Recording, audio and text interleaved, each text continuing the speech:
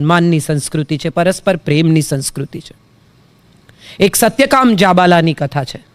જાબાલા નામની એક સ્ત્રી પોતાના નાનકડા દીકરાને લઈને ગૌતમ ઋષિ પાસે જાય છે અને દીકરાને આગળ કરે છે કે જા ઋષિને જઈને કે મને ભણાવો. ઋષિ પાસે જાય છે દીકરો નાનકડો અને જઈને ઊભો રહે છે. તો ઋષિ એને પૂછે છે કે તારું કુળ કયું છે? ત્યારે નાનકડો સત્યકામ, જેનું નામ સત્યકામ છે, એ કહે છે કે મારું તો કોઈ કુળ જ નથી, કારણ કે મારી મા તો દાસી હતી અને અનેક લોકો એનો ઉપભોગ કર્યો છે. મારી માને ખબર નથી હું કોનું સંતાન છું. અને ત્યારે ગૌતમ ઋષિ એને કહે છે કે તું સત્ય બોલ્યો, તારાથી વધારે બ્રાહ્મણ આ જગતમાં કોઈ નથી. તું સત્ય બોલી શકે છે, તારી માએ તને સત્ય બોલવા તૈયાર કર્યો છે, તને સાચું કહ્યું છે અને તું સાચું મને કહી શકે છે હિંમતપૂર્વક, તો તારાથી વધુ બ્રાહ્મણ કોણ? આપણે કહીએ કે બ્રાહ્મણ જન્મથી થાય. અહીંયા બ્રહ્મરંધ્ર છે. ગીતાના 15મા અધ્યાયનો પહેલો શ્લોક છે, ઉર્ધ્વ મૂલ અધ શાખા અશ્વત્થ પ્રાહુર્વ્યયમ. આપણા મૂળ ઉપર છે, શાખાઓ નીચેની તરફ છે.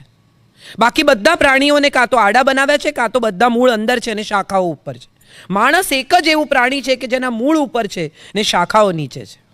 ઉર્ધ્વ મૂલ અધ શાખા અશ્વત્થ પ્રાહુર્વ્યયમ. એવું અશ્વત્થ જીવનભર ટકે એવું આ વૃક્ષ છે, સનાતન વૃક્ષ, માનવ જાતનું વૃક્ષ. એવા આપણે, જેનું બ્રહ્મરંધ્ર અહીંયા છે, આજ્ઞાચક્ર અહીંયા છે, 7 ચક્રો, બધા હવે તો ગૂગલ પર દરેક માણસ બધું ગૂગલ કરીને આપણે બધું સમજી જ ગયા છીએ. તો મારે એ કહેવું છે કે સંસ્કૃતિ અને પરંપરા, રૂઢિ અને ધર્મ, આ બધા વચ્ચે બહુ મોટો ફેર છે. સંભળાય છે કે હું ગેન વધારું? Is it okay? મને ફીડબેક નથી આવતો એટલે મને લાગ્યું હું ચાઇનીઝમાં બોલું છું. મને આવડે છે ચાઇનીઝ, એટલે મને તો હું અચાનક ચાઇનીઝમાં નથી બોલવા માંડીને એમ. સિરિયસલી ના સાંભળો, હું સિરિયસલી બોલતી નથી, આનંદથી સાંભળો. હું કોઈ ધર્મ, કોઈ સારા ખરાબ ભલા બુરા વિશે વાત નથી કરવાની. મારે તો માત્ર એટલું જ કહેવું છે કે આપણે જે માનીએ છીએ તે નથી. આપણે દરેક આપણી માન્યતાઓ સાથે જ યુદ્ધ કરવાનું છે. જે આપણને આટલા પરંપરાથી શીખવવામાં આવ્યું કે ધનતેરસના દિવસે ધનની પૂજા કરવાની, એટલે આંખ મીચીને દિવાળીના આગલા દિવસે ધનતેરસ આવે એટલે આપણે બધા સિક્કા કાઢીએ ને ફલાણું કાઢીએ ને આંખ મીચીને બધા દૂધથી ધુવે ને પછી પાણીથી ધુવે ને પછી પંચામૃતથી ધુવે ને અત્તર લગાડે ને પાછા સિક્કા અંદર મૂકી દેવાના. This is the job. One job to be done on Dhanteras. થઈ ગઈ પૂજા, થઈ ગઈ. ઓ પૂજા બાકી છે, પણ મુહૂર્ત તો પતી ગયું. શું છે આ મુહૂર્ત? કોઈ દિવસ કોઈએ ચોઘડિયા જોયા છે? કોઈને જોતા આવડે છે? દિવસના ગૂગલમાં પણ આપે છે, દિવસના 8 ચોઘડિયા. જે ચોઘડિયાથી દિવસ શરૂ થયો હોય એ જ ચોઘડિયાથી દિવસ પૂરો થાય. 8 ભાગમાં 24 કલાક વહેંચાય, 12 કલાક, 1.5 કલાકનું એક. અને આ ચોઘડિયા શું છે તો કે સૂર્યના આવર્તન પ્રમાણે છૂટા પાડેલા સમયના કલાકો. લાભ, ચલ, અમૃત. હવે તમે વિચાર કરો કે તમે જો હવે સિક્વન્સિંગમાં જોશો તો તમને સમજાશે કે શુભ કરો ને એટલે લાભ થાય જ. આપણે બધા ઊંધું લખતા શીખ્યા છીએ, લાભ શુભ. પહેલા લાભ જુઓ પછી શુભ કરીશું. શુભ પછી લાભ આવે છે, લાભ પછી શુભ નથી આવતું. પછી ચલ. હવે જો શુભ અને લાભમાંથી ચલિત થઈ ગયા તો ઉદ્વેગ. ઉદ્વેગ પછી રોગ અને રોગ પછી કાળ. નક્કી જ છે, બધું એટલી સુંદર રીતે ગોઠવવામાં આવ્યું છે આપણી સંસ્કૃતિમાં, પણ આપણે એ જાણવા સમજવાની તસદી લીધા વગર માત્ર ચોઘડિયું જોઈ લીધું. અમૃત સારું કહેવાય એટલું કોકે કીધું તું, કોઈ કે આપણને કીધું તું કે અમૃત ચોઘડિયું સારું, એટલે આપણે જોઈ લો ભાઈ 9 થી 6 નું મુહૂર્ત સારું છે, એમાં વચ્ચે જ્યારે તમને ફાવે ત્યારે કરી નાખો. એક સવાલ એ છે કે આપણે બધા જેને સંસ્કૃતિ માનીએ છીએ એ જો સંસ્કૃતિ નથી તો સંસ્કૃતિ શું છે? સંસ્કૃતિ એ છે જે આપણને સંસ્કૃત સભ્ય બનાવે છે.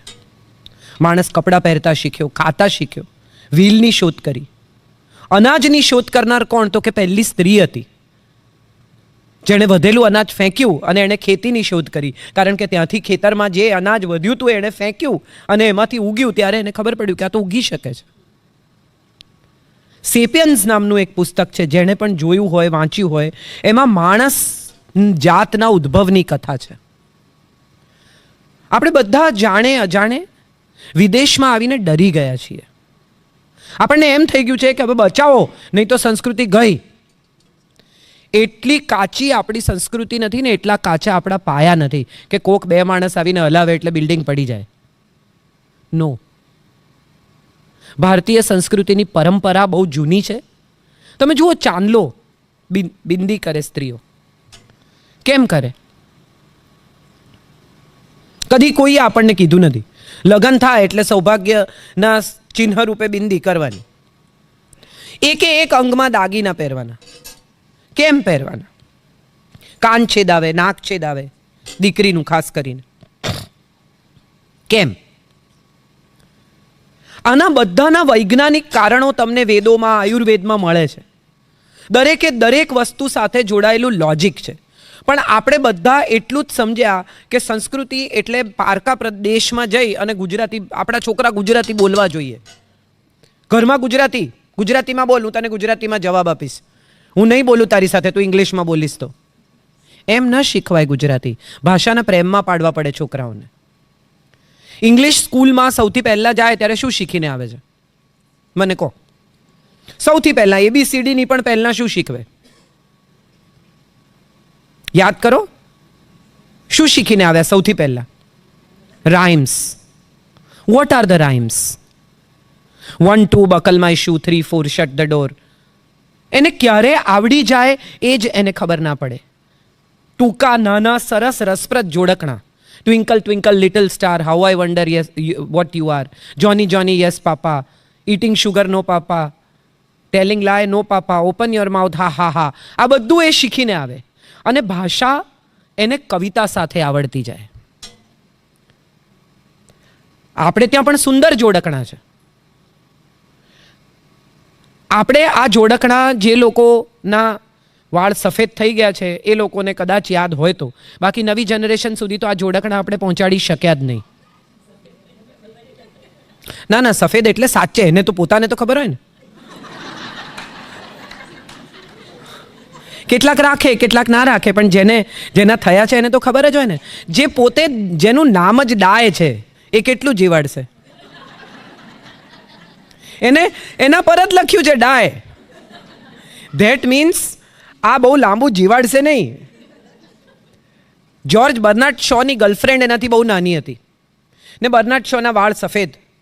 પેલી જ્યાં એની સાથે જાય, સ્ટેલા કેમ્પબેલ, ત્યાં એને કહે તું યાર મારા ફાધર જેવો લાગે, સારો નથી લાગતો, વાળ કાળા કરાવ.